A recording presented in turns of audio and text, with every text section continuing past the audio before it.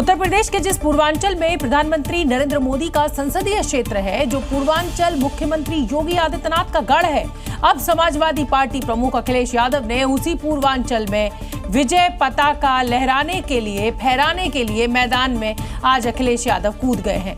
अखिलेश यादव की नजर अब 2027 की सत्ता पर है और इस बार रणनीति की शुरुआत हुई है पूर्वांचल के दिल आजमगढ़ से। यहां नए घर का उद्घाटन कर अखिलेश यादव ने साफ कर दिया है कि इस बार लड़ाई सिर्फ लखनऊ से नहीं लड़ी जाएगी, बल्कि पूर्वांचल से सत्ता का सफर तय किया जाएगा और समाजवादी पार्टी का नया गढ़ होगा आजमगढ़। आजमगढ़ जो समाजवादियों का घर है, समाजवादी पार्टी का गढ़ है। अखिलेश के लिए आजमगढ़ की अहमियत उनके अल्फाज बता रहे हैं, जो बाकी की कहानी ये तस्वीर बयां कर रही है। आजमगढ़ को अपना गढ़ बनाने के लिए अखिलेश ने अपने पूर्वांचल दफ्तर का कुछ इस तरह से फीता काटकर उद्घाटन किया।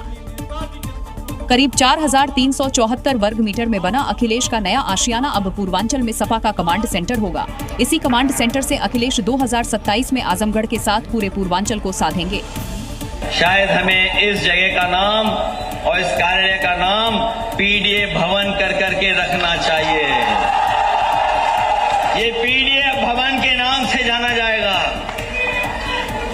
क्योंकि पीडीए एकता ही हमें सत्ता दिलाएगी। अखिलेश जब आजमगढ़ पहुंचे तो पूरा शहर समाजवादी रंग में रंगा नजर आया।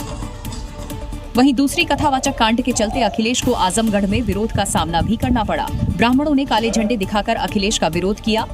एक ओर मुहर्रम का ताजिया निकाला जा रहा है तो दूसरी ओर कांवड़ यात्रा की तैयारियों को अंतिम रूप दिया जा रहा है और ये दोनों ही उत्तर प्रदेश के लिए बेहद संवेदनशील मामले हैं। श्रावण महीना 11 जुलाई से 9 अगस्त तक है तो 7 जुलाई तक ताजिए निकलेंगे। मुहर्रम के ताजिए के लिए निर्धारित रूट से ही जुलूस निकालने का निर्देश है।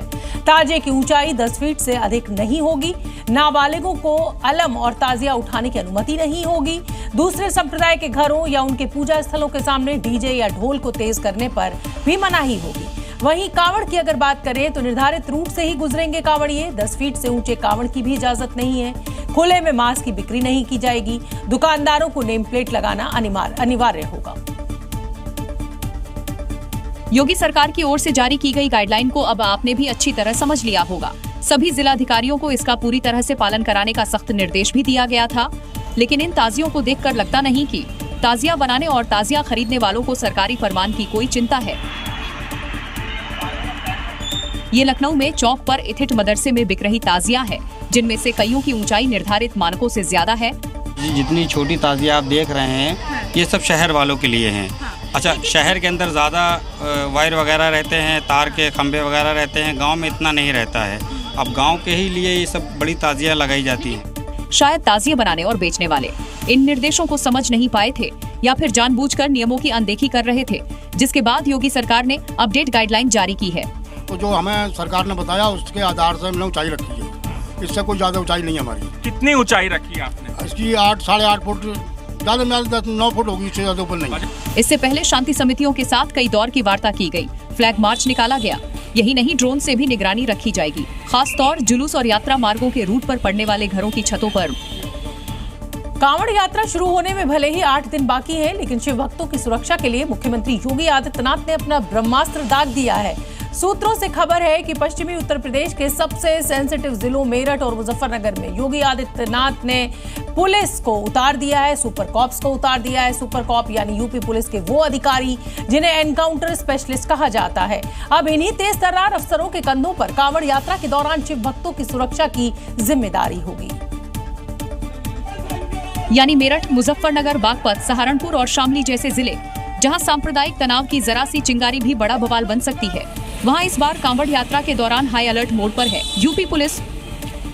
सूत्रों की माने तो मुख्यमंत्री योगी आदित्यनाथ ने इन संवेदनशील जिलों में पुलिस के सबसे तेज तर्रार, बेखौफ और एनकाउंटर में माहिर अफसरों को तैनात किया है। साथ ही ड्रोन से निगरानी, CCTV control rooms, social media monitoring की व्यवस्थाएं भी की गई हैं। यानी यात्रा के मार्ग पर चप्पे चप्पे पर पुलिस का पहरा होगा और इन पुलिस वालों के बीच सिर्फ आम पुलिस नहीं, बल्कि योगी के सुपर कॉप मोर्चा संभाले नजर आएंगे। योगी सरकार का ये संदेश साफ है, आस्था में कोई खलल नहीं, पर अराजकता की कीमत जरूर चुकानी पड़ेगी। यानी भक्ति के पथ पर अगर नफरती कदम पड़े तो योगी के ये एनकाउंटर स्पेशलिस्ट मौके पर ही हिसाब किताब करने में एक बार भी हिचकिचाएंगे नहीं। कांवड़ यात्रा रूट पर यूपी पुलिस के जवान तैनात हैं। पश्चिमी उत्तर प्रदेश के रास्ते हरिद्वार जाने वाले मार्ग पर चप्पे चप्पे पर कड़ी सुरक्षा व्यवस्था है। यहां पुलिस के साथ साथ सीसीटीवी और ANPR कैमरों से निगरानी की जा रही है। क्योंकि ये कांवड़ रूट का सबसे ज्यादा व्यस्ततम इलाका है, पश्चिमी यूपी होने के चलते सुरक्षा के लिहाज से ये बेहद संवेदनशील है। और जो लोग हरिद्वार नहीं जा पाते वो लोग मुरादनगर छोटा हरिद्वार से ही गंगा जल लेकर जाते हैं। इस कांवड़ रूट पर आपको जगह जगह पर हाईटेक कैमरे मिलेंगे। सीसीटीवी के साथ ANPR कैमरे लगाए गए हैं।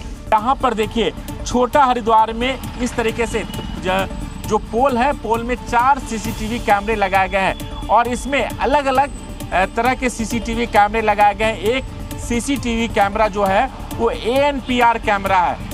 NPR कैमरे गाड़ियों की नंबर प्लेट को स्कैन कर पूरी जानकारी दे देते हैं, जिससे संदिग्धों पर नजर रखी जा सके।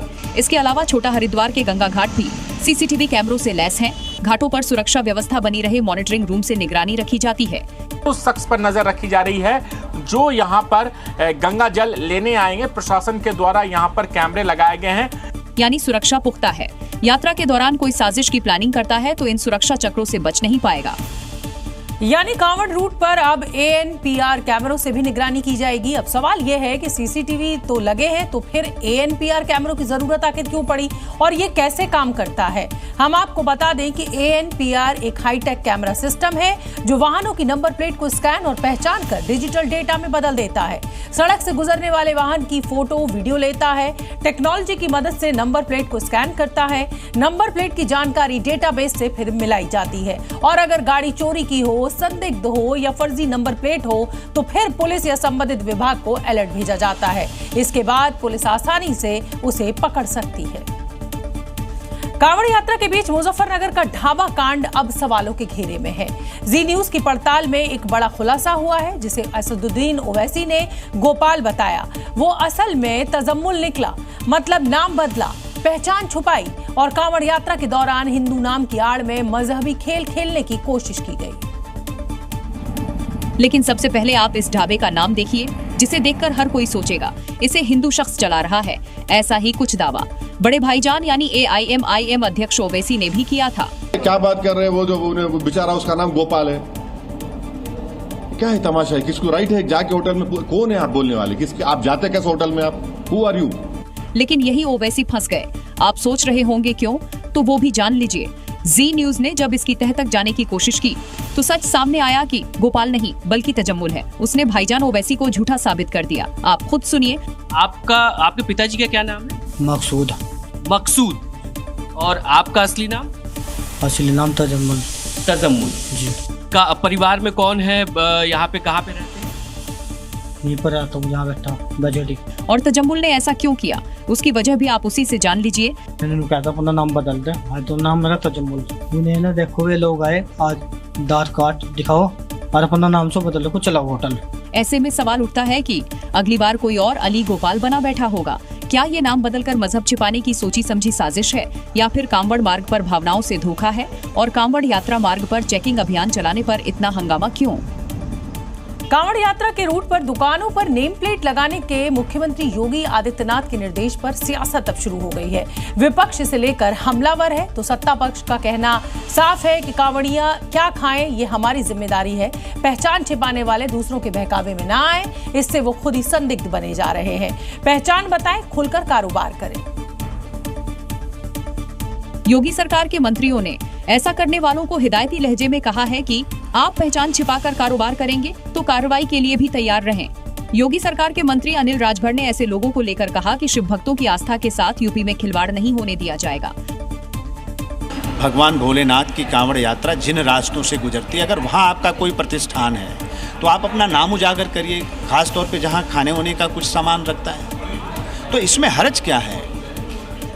हमारे श्रद्धालुओं को कोई कुछ भी खिला दे, ये भी तो हमें देखना है।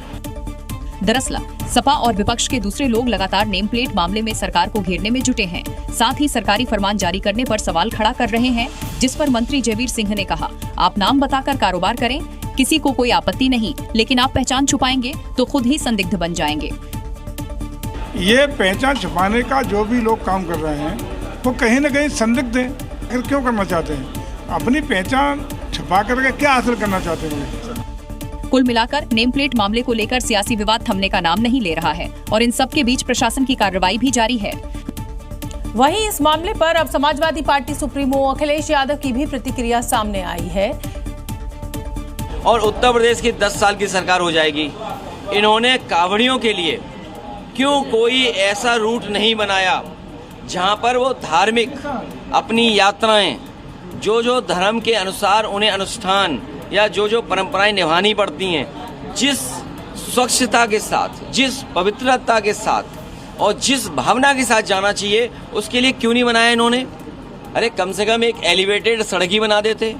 सावन की शुरुआत से पहले भक्ति में भंग डालने वालों पर अब सख्ती की बारी है। प्रयागराज के प्राचीन मनकामेश्वर महादेव मंदिर में नया धर्मादेश जारी हुआ है। अब पुजारी ना तो पान चबाएंगे, ना गुटखा थूकेंगे और ना ही मंदिर परिसर में सिगरेट सुलगाएंगे। यानी अब पुजारी जलाभिषेक से पहले जेब में पान नहीं, गाइडलाइन रखेंगे और माथे पर तिलक के साथ एक नया संकल्प भी कि मंदिर में अब नो धूम्रपान। ये देखा गया है कि जो हमारे पंडित हैं, आचार्य लोग हैं, जो रुद्राभिषेक कराते हैं, वो गुटखा पान तंबाकू मुख में भरे रहते हैं और रुद्री बोलते हैं। दूसरा ये है कि आप भगवान के बहुत नज़दीक बैठकर उच्चारण करते हैं, तो निश्चित रूप से आपका जो उच्चारण है उससे जो आपके मुख से जो थूक निकलता है वो कहीं ना कहीं भगवान के ऊपर जाता है। मंदिर प्रबंधन ने ये भी तय किया है कि भक्त भगवान शिव को अब सीधे स्पर्श नहीं कर पाएंगे, यानी मंदिर में जाकर भी महादेव के दूर के दर्शन ही करने होंगे। वहीं दूसरी ओर रुद्राभिषेक के लिए ड्रेस कोड पहले ही जारी हो चुका है। महिलाएं साड़ी या सूट में और पुरुष धोती कुर्ता में ही शिव दरबार में हाजिर हो पाएंगे। असली सवाल ये है कि जिन पुजारियों का गुटखा टाइम ही विश्राम काल होता था, अब वो क्या करेंगे? कुल मिलाकर भक्ति में अब स्वाद नहीं, सिर्फ श्रद्धा चलेगी और पंडित जी अब गले में माला के साथ थोड़ी मर्यादा भी पहनेंगे। उधर मध्य प्रदेश में विदिशा में ताजिए के विसर्जन को लेकर एक नया विवाद शुरू हो गया है। हिंदुओं ने बेतवा में ताजिया विसर्जन का विरोध किया है, तो मुस्लिम बेतवा में ही ताजिया विसर्जन की बात कह रहे हैं। और अब हिंदू संगठनों ने साफ कर दिया है कि किसी भी कीमत पर बेतवा में ताजिया विसर्जित नहीं होने देंगे। तो वहीं मुस्लिम समाज के लोग नियमों का हवाला दे रहे हैं। जब हमारी मूर्तियां मिट्टी कुंड में विसर्जन होती है तो जो 2 टाइप का निर्णय हुआ ना, हमारी मूर्तियां कुंड में विसर्जन कर रहे हैं और ताजिया बहती धारा में विसर्जन कर रहे हैं। कोई दिक्कत नहीं, हम तो कानून के साथ हैं। हिंदुस्तान की गवर्नमेंट, शासन प्रशासन चाहेगा हम उस पर अमल करेंगे और शासन प्रशासन अगर इस पे हमें नहीं रोकता है तो हमें किसी की बातों में नहीं आना। हम जो करते आए वो करेंगे। दरअसल एनजीटी ने बेतवा में गंदगी को लेकर आदेश दिया था कि मूर्तियां बहते पानी में विसर्जित नहीं होंगी। अब इसी पर हिंदू ताजिए का विरोध कर रहे हैं। मूर्तियों से अगर प्रभावित हो रहा है बेतवा का पानी, तो इससे भी तो हो रहा होगा ना। तो हमारे ताजिए लेई से और कागज से बनते हैं, बांस की छड़ लगती है जिससे कि पानी दूषित नहीं होता। इसके अलावा गंजबासौदा के गांधी चौक पर जानकी मंदिर के सामने बना चबूतरा भी विवादों में आ गया है। ताजिया जुलूस के लिए चबूतरे को हरे रंग से रंग दिया है। इसी चबूतरे पर ताजिया रखी जाती है। हिंदुओं ने चबूतरे के बहाने अतिक्रमण का आरोप लगाया है। श्री राम जानकी प्राचीन मंदिर के सामने ये तो स्पष्ट है, स्पष्ट दिख रहा है। मंदिर के सामने बिल्कुल स्पष्ट है कि ये तो अतिक्रमण है। मंदिर बाद में बना है, चबूतरा तो हम आदिकाल से, आज मेरी 63-64 साल की उम्र है, हम उसको वहीं देखते आ रहे हैं। ये 80 साल के वहीं देखते आ रहे हैं, पहले से ही बना है। मंदिर तो बहुत बाद में बना है। 3 दिन बाद ताजिया का जुलूस निकलने वाला है, लेकिन उससे पहले ही विवाद और बढ़ गया है। उत्तराखंड में मुख्यमंत्री पुष्कर सिंह धामी की सरकार का अवैध कब्जों के खिलाफ सख्त एक्शन जारी है। ऊधम सिंह नगर के काशीपुर में आज सुबह 5 अवैध मजारों को ध्वस्त कर दिया गया। ये मजारें काशीपुर में कुंडेश्वरी क्षेत्र के सरकारी सीलिंग भूमि पर अवैध रूप से बनाई गई थी, जिनके दस्तावेज दिखाने के लिए प्रशासन ने 15 दिन पहले नोटिस भी दिया था, लेकिन दस्तावेज पेश नहीं करने पर आज सुबह ही इन अवैध मजारों के खिलाफ बुलडोजर कार्रवाई हो गई। ये कार्रवाई धामी सरकार के स्पष्ट निर्देशों के तहत की गई, जिसमें कहा गया है कि किसी भी अवैध धार्मिक ढांचे को बर्दाश्त नहीं किया जाएगा। कार्रवाई के दौरान सुरक्षा के कड़े इंतजाम किए गए थे। प्रशासनिक अधिकारियों की मौजूदगी में इन अवैध मजारों को हटाया गया। धामी सरकार के इस विशेष अभियान के तहत अब तक उत्तराखंड से 537 अवैध मजारों को चिन्हित कर हटाया जा चुका है। प्रशासन का कहना है कि आगे भी इस तरह की कार्रवाई बिना किसी भेदभाव के जारी रहेगी। सरकार का साफ कहना है, प्रदेश में सरकारी जमीन पर कोई भी अवैध निर्माण नहीं चलेगा। गुजरात के द्वारका में प्रशासन का बुलडोजर जमकर गरजा। द्वारका शहर से लगभग 15 किलोमीटर दूर गोरिंजा गांव के समुद्र तट पर अतिक्रमण कर बनी अवैध मजार पर बुलडोजर एक्शन से हड़कंप मच गया। इस अवैध मजार पर प्रशासन का बुलडोजर ऐसा गरजा कि देखते देखते पूरे अवैध अतिक्रमण को जमींदोज कर दिया। करीब 30 साल से सरकारी जमीन पर अवैध कब्जा था, लेकिन प्रशासन ने 3 बार नोटिस भेजा और जब कोई जवाब नहीं मिला तो जेसीबी एक्शन से सरकारी भूमि को कब्जा मुक्त कराया गया। ये अवैध मजार कई हजार स्क्वायर फीट जमीन पर कब्जा कर बनाई गई थी, जिसकी कीमत तकरीबन 25 लाख रुपए बताई जा रही है। वो जमीन वहाँ पर देखी जाए तो तकरीबन 12,000 स्क्वायर फीट की जमीन थी और उसकी मार्केट वैल्यू जो है वो तकरीबन 25 लाख रुपए है। कार्रवाई के दौरान मौके पर भारी पुलिस बल और प्रशासनिक अधिकारी मौजूद थे। कार्रवाई को देखने के लिए बड़ी संख्या में लोग भी इकट्ठा हो गए थे। द्वारका में सरकारी जमीनों पर अवैध कब्जों के खिलाफ प्रशासन का विशेष अभियान जारी है। इसी क्रम में अवैध निर्माणों को ध्वस्त कर जमीन को कब्जा मुक्त कराया जा रहा है। योगी सरकार में जब बुलडोजर सड़कों पर गुजरता है तो लोगों को ये पता चल जाता है कि आज किसी न किसी की शामत आई है। आज बारी थी सीतापुर के नैमिषारण्य में अवैध कब्जा कर रखे लोगों की, जहां बुलडोजर गरजा और हटाया गया अवैध कब्जा। फिर चला योगी का बुलडोजर और एक पल में अवैध कब्जा हो गया ध्वस्त। यूपी के सीतापुर में नैमिषारण्य में पर्यटन विभाग की भूमि से अतिक्रमण हटाया गया। नैमिष विकास कॉरिडोर को लेकर चक्रतीर्थ के पास नए कुंड के निर्माण को लेकर ये कार्रवाई की गई।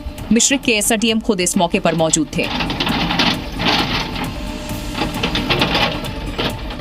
नैमिषारण्य कॉरिडोर सीएम योगी की महत्वाकांक्षी परियोजना है। ऐसे में अधिकारी भी इसे लेकर गंभीर रहते हैं और इसी कड़ी में ये कार्रवाई की गई।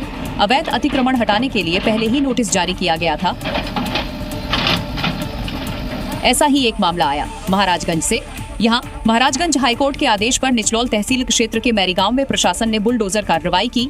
यहाँ सरकारी जमीन पर लोगों ने अवैध कब्जा कर रखा था। कार्रवाई के विरोध में बड़ी संख्या में ग्रामीण जुटे हुए थे, लेकिन प्रशासन भी पूरी तैयारी के साथ आया हुआ था। यहाँ 16 लोगों ने अवैध कब्जा कर रखा था।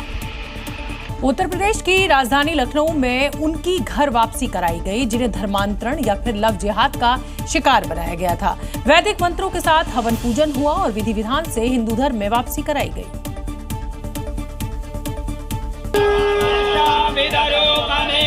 शंखनाद हुआ, मंत्र गूंजे, अग्नि साक्षी बनी और फिर लौट आई वो आस्था जिसे धर्मांतरण का जाल बिछाकर हिंदू धर्म से छीनने की कोशिश की गई थी।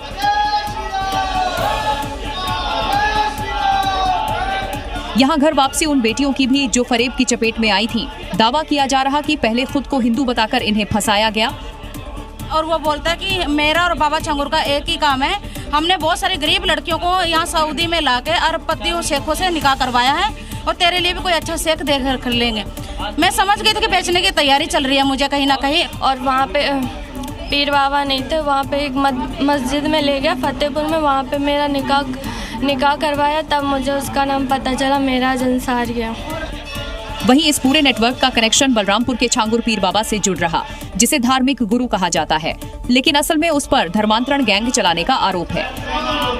मैं प्रदेश में न कमाने जाऊँ था, मैंने 2 महीने में घर आऊँ था मैं, और भाई ने मेरा सब उल्टा पुल्टा कर दिया।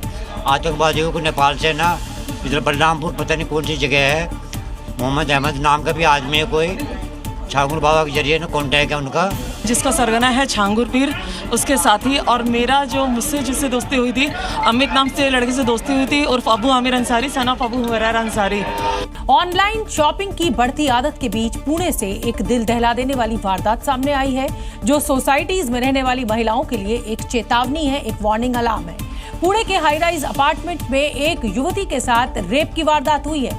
आरोपी कोई और नहीं बल्कि डिलीवरी बॉय की शक्ल में आया दरिंदा था, और इसके बाद एक नई बहस छिड़ गई है कि क्या बेटियां अपने ही घर में महफूज नहीं हैं? क्या ऑनलाइन शॉपिंग सेफ नहीं है? क्या बेटियों को कुरियर के नाम पर आने वालों के लिए दरवाजे अब बंद रखने होंगे? दरअसल आरोपी डिलीवरी बॉय बनकर आया। उसने युवती से पहले तो पार्सल के नाम पर दरवाजा खुलवाया, फिर साइन करने के लिए पेन मांगा। जैसे ही युवती पेन लेने अंदर गई, आरोपी ने दरवाजा बंद कर लिया और घिनौनी वारदात को अंजाम दिया।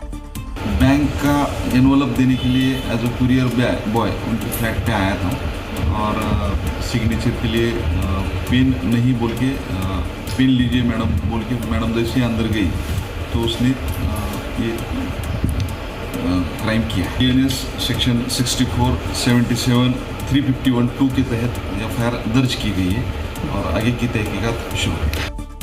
इतना ही नहीं, इस हैवान ने वारदात के बाद पीड़िता के साथ सेल्फी ली और धमकी दी कि अगर उसने किसी को बताया तो वो दोबारा लौट कर आएगा। फिलहाल जांच के लिए 10 टीमें गठित कर दी गई हैं। जांच में सामने आया कि आरोपी किसी असली डिलीवरी कंपनी का कर्मचारी नहीं था, बल्कि उसने फर्जी ID कार्ड और वर्दी के जरिए खुद को कुरियर बॉय बताया था। पुलिस अब ये भी जांच कर रही है क्या इस आरोपी ने पहले भी ऐसी घटनाओं को अंजाम दिया है और कहीं ये किसी गैंग का हिस्सा तो नहीं। दिल्ली के लाजपत नगर से एक दिल दहला देने वाली वारदात सामने आई है, जहां एक मां और उसके 14 साल के बेटे की बेरहमी से हत्या कर दी गई। डबल मर्डर की इस वारदात की वजह जानकर आप भी चौंक जाएंगे, क्योंकि शुरुआती जांच में इस दोहरे हत्याकांड की जो वजह सामने आ रही है वो हैरान करने वाली है।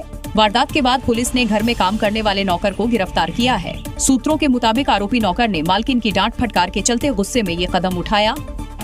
ये खौफनाक घटना साउथ दिल्ली के पौश इलाके लाजपत नगर की है। मृतका की पहचान 42 साल की रुचिका और उनके 14 साल के बेटे कृष के रूप में हुई है। रुचिका का शव बेडरूम में मिला, जबकि बेटा कृष बाथरूम में मृत पाया गया। दोनों की धारदार हथियार से हत्या की गई है। घटना को देर रात अंजाम देने के बाद आरोपी नौकर घर का दरवाजा बंद कर फरार हो गया था, जिसे बाद में पुलिस ने धर दबोचा।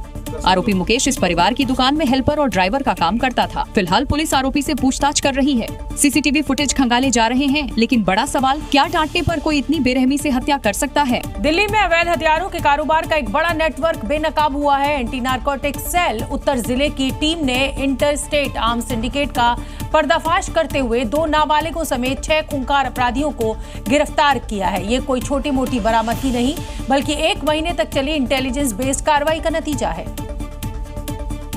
सबसे हैरत की बात तो ये है कि शातिर अपराधी आर्म्स गैंग को नाबालिग लड़कों की मदद से चला रहे थे। इस नेटवर्क में शामिल अपराधी मध्य प्रदेश, उत्तर प्रदेश और दिल्ली में सक्रिय थे। पुलिस ने इनके पास से 13 देसी पिस्तौल, 1 सेमी ऑटोमेटिक पिस्तौल और 18 जिंदा कारतूस बरामद किए हैं। पूछताछ में खुलासा हुआ है कि ये तस्कर मध्य प्रदेश के बड़वानी और खरगोन जिले से हथियार मंगवाकर दिल्ली NCR में सप्लाई करते थे। इस नेटवर्क में शामिल अपराधियों में से कई पर पहले से ही हत्या, लूट और रंगदारी जैसे संगीन अपराधों के मामले दर्ज हैं। पुलिस अब इस नेटवर्क से जुड़े बाकी लोगों और सप्लायरों की तलाश में छापेमारी कर रही है। माना जा रहा है कि इस रैकेट का जाल दिल्ली NCR के कई गैंगों तक फैला हुआ है। यानी दिल्ली पुलिस की कार्रवाई भले ही एक बड़ी सफलता है, लेकिन ये भी साफ है कि इस सिंडिकेट की जड़ें अभी पूरी तरह खत्म नहीं हुई है। मध्य प्रदेश के इंदौर नगर निगम ऑफिस में पिछले साल भीषण आग लग गई थी। आग में कई अहम दस्तावेज राख हो गए थे। कमिश्नर ने आग मामले की जांच करने के लेकर कहा, इस अग्निकांड की रिपोर्ट में जो खुलासे हुए हैं उनको जानकर आप भी हैरान रह जाएंगे। क्योंकि नगर निगम के IT रूम में लगी आग की जांच के लिए 4 सदस्यीय टीम का गठन किया गया था। जांच टीम ने इस आग को इंसानी चूक बताने के बजाय आरोप जानवरों पर मढ़ दिया। रिपोर्ट में बताया गया चूहे, गिलहरियों की वजह से नगर निगम में आग लग गई थी। चूहे और गिलहरियों ने वायरिंग कुतर दी थी। वायर कुतरने से शॉर्ट सर्किट हुआ और आग लग गई। रिपोर्ट में भी दोषी चूहे और गिलहरी बताए गए हैं। खैर, जांच रिपोर्ट तो चौंकाने वाली है ही, लेकिन अब इस पर सियासत शुरू हो चुकी है। IT सेल में जहाँ पे आग लगी, वहाँ पे एक छेद था जहाँ से चूहे और गिलहरी ने उस छेद को बड़ा करते हुए ये काम किया और उन्होंने रिपोर्ट बताई। अरे चूहे और गिलहरी आप मान के चलो, ये भारतीय जनता पार्टी के नेता लोग हैं, इन्हीं लोगों ने सब आग लगाई है। ये सब लोग भ्रष्टाचार को दबा रहे हैं। आपको बता दें कि 28 मई को नगर निगम के IT विभाग में आग लग गई थी। इस आग में कंप्यूटर समेत कई अहम दस्तावेज जलकर राख हो गए थे। अगर आप भी तेज रफ्तार से गाड़ी चलाते हैं या फिर सड़क पर स्टंट करते हैं तो अब आपको सावधान हो जाना चाहिए, क्योंकि अगर ऐसा करते वक्त आपका हादसा होता है तो बीमा कंपनी से आपको मुआवजा नहीं मिलेगा। सुप्रीम कोर्ट का कहना है कि अगर कोई लापरवाही से गाड़ी चलाता है और हादसे में उसकी जान चली जाती है तो बीमा कंपनियां उसे पैसे देने के लिए बाध्य नहीं है। ओवर स्पीड के दौरान हादसा होने पर बीमा का पैसा आपको नहीं मिलेगा। इसके लिए बीमा कंपनियों को मजबूर नहीं किया जा सकता है। अगर स्टंटबाजी करते हुए हादसा घटता है तो बीमा का पैसा नहीं मिलेगा। कोर्ट ने ये फैसला एक ऐसे व्यक्ति से जुड़े मामले में दिया है जो तेज रफ्तार और लापरवाही से कार चलाते हुए एक हादसे का शिकार हो गया था। मामला कर्नाटक के मल्लसांद्रा गांव का है। यह हादसा 18 जून 2014 को हुआ था, जब NS रवीश नाम का शख्स अपने परिवार के साथ जा रहा था। रवीश ने तेज रफ्तार और लापरवाही से गाड़ी चलाई और ट्रैफिक नियम तोड़े। मायलान हल्ली गेट के पास उन्होंने गाड़ी पर नियंत्रण खो दिया और इससे कार पलट गई। इस हादसे में रवीश बुरी तरह से चोटिल हो गए और उनकी मृत्यु हो गई। रवीश के परिवार ने इंश्योरेंस कंपनी से 80 लाख रुपए मुआवजे की मांग की थी, लेकिन पुलिस की चार्जशीट में हादसा रवीश की लापरवाही का दिखाया गया था। परिवार की मांग खारिज हो गई। परिवार हाईकोर्ट पहुंचा। कर्नाटक हाईकोर्ट ने भी परिवार की अपील को लापरवाही से ड्राइविंग का हवाला देते हुए ठुकरा दिया। सुप्रीम कोर्ट ने हाईकोर्ट के इस फैसले को अब सही ठहराया है और परिवार की याचिका को खारिज कर दिया है। राजस्थान के जालौर में मौसम ने एक बार फिर अपना रौद्र रूप दिखाया। खासकर जालौर के जसवंतपुरा और सांचौर में सुबह से लगातार मूसलाधार बारिश के चलते सुंधा माता पहाड़ी इलाके में जलतांडव देखने को मिला और मंदिर के आसपास झरना बहने लगा। मूसलाधार बारिश के बाद सुंधा माता परिसर में नदी का रौद्र रूप जल प्रलय में तब्दील हो गया।